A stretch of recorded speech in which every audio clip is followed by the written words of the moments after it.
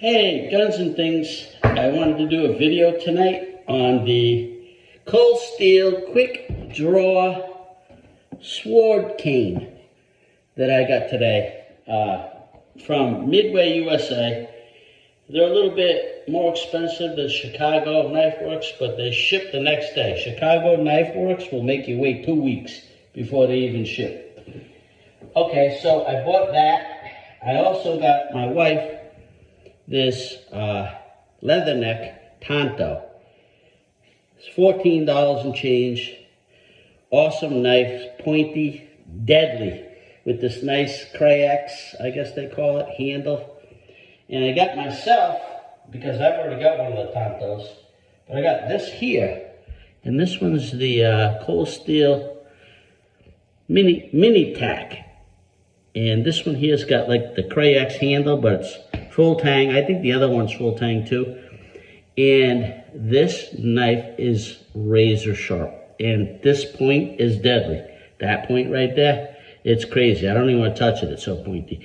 And it has like a swedge. So this is probably for a campsite knife. You know, you can make kindling and whatnot.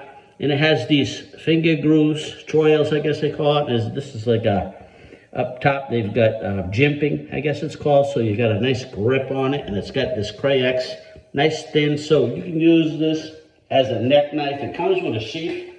So does the other one, but this sheath here, it clicks in really nice. I just cleaned both of these knives with alcohol, rubbing alcohol, because if you do slip and cut yourself, you want to make sure they're clean so you don't get an infection. Okay, so what I wanted to talk about tonight is this Cold Steel sword cane, quick draw sword cane.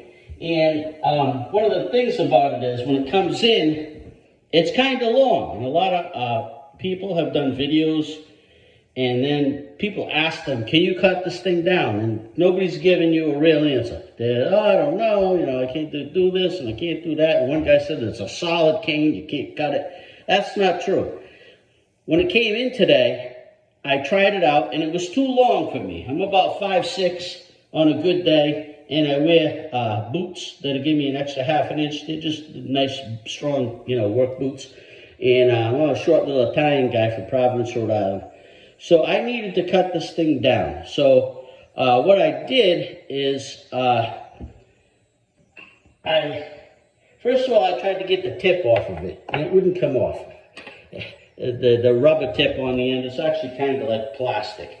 So what I did was, I took some vice grips, and I grabbed this thing, and I'll show it to you, and I kind of gnawed it up a little bit. And it still wasn't really coming off. I got the vice grips on there, and then I tightened up a little bit more, and I started tweaking it. I mean, I up and down, and at first it wasn't moving, and then I really started to push, and I could see that it started to stretch out, like a little bit, started to come out. So what I did is I put some gun oil down in there. I got some a needle tip blue. I think it's like blue, and I think it's a silicone oil. But anyways, I put some oil down in there, and I waited about 15 minutes.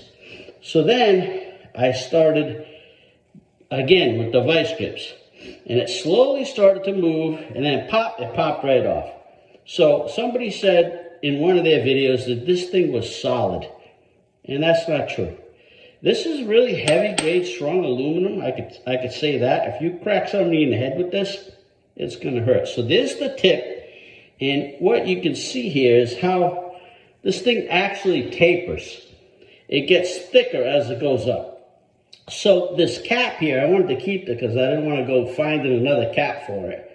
So once I cut this piece off here, and you can cut this off with a hacksaw or any other means you have, like like a bandsaw. But what I had was this pipe cutter. This is my grandfather's pipe cutter. My grandfather died in the mid-90s, but he was a machinist at the Foxborough Company for 40 years, so he had every single tool you could think of.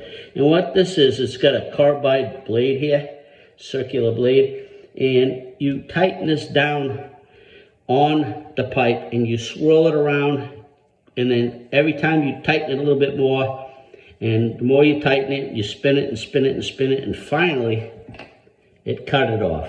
So this steel is really, this aluminum is really strong, because I've cut a lot of galvanized pipe with this and PVC, and it goes right through galvanized really easy. But this here stuff, it was hard. It took a while. So, okay, so I cut it's actually 4 inches, exactly 4 inches off of it. So after that, now I've got this tip here, and I've got to put it on, back on the cane, but the cane is much larger size. See how it kind of tapers? And so what I did with this plastic thing here is I took one of my knives, I got a bunch of cheap knives, and I got myself a dagger blade, and I put the dagger blade into the tip here, and the opening, and I kept turning it and gouging off the plastic. I wanted to thin out that wall there. And as you can see, I did some damage with the vice grips, but I don't care about that. This thing's, it's made for pounding the ground anyways. And it's kind of plasticky, and I wish I had more sponge to it to help grip, but it's okay, I guess. I might later try to maybe find something a little bit better, but for now it'll be all right. So what I did was, like I said, I took a knife and I kept, carving it out with the blade. I used a dagger blade, so it's sharp on both sides and it's pointy. So I cut a good amount of plastic off of it inside, and it was super thick anyway, so it doesn't really take away from it. So once I got a good amount of plastic out of there, and cleaned it all up, and then I got some silicone, silicone or whatever, silicone I guess you call it. It's like this clear glue, and I put some around the tip. Not only does it help this thing stay on there, but it also works as like kind of like a something to help slide it on there, like I don't want to say adhesive, something to help slide the tip on. So at that point, I took out the handle, and I took out this blade, and I turned this thing upside down on my carpet, and I started to kind of put this tip on there, and it wasn't going on. It was hard. It was really hard. So I finally kind of just got it going just a little bit. The silicone helped it get slippery. And then what I did was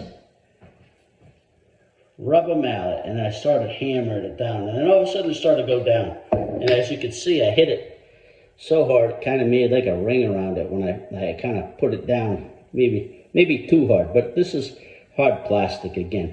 So now I took 4 inches off of this. So yes, you can cut it down. You can get the tip off. It's not easy. You can cut it down. I wouldn't go any more than 4 inches, because getting this piece on was crazy hard. Unless you're going to go get another piece, you could probably go 5-6 inches, because it keeps getting wider as it goes up. So at that point, I got it to the right size.